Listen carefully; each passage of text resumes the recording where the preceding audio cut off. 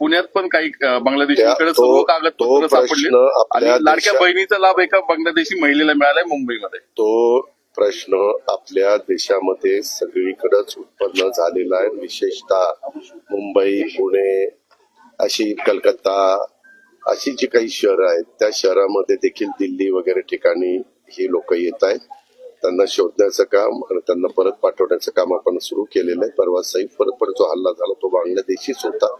हे सगळ्या एकंदरीत तपासावरून सिद्ध झालेलं आहे. आणि आम्ही मागच्या वेळेस आम्हाला मर्यादित वेळ होता, त्याच्यावर लाडकी बहिणाचं आम्हाला आधार कार्डशी लिंकअप करायचं होतं. ते दुर्दैवाने आम्हाला करता आलं नाही कारण वेळ कमी होता.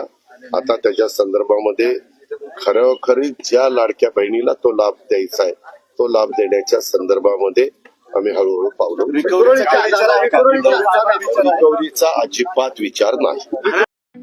ठळक घडामोडींसाठी देशोन्नती न्यूज चॅनलला सबस्क्राईब करा आणि बेल आयकॉन प्रेस करा. मुंबई, पुणे, नागपूर, मराठवाडा असो का विदर्भ, राजकीय, सामाजिक, शैक्षणिक क्षेत्र असो का क्रीडा, सर्वच घडामोडीचे विश्लेषण पाहायला विसरू नका. फक्त देशोन्नती न्यूजवर.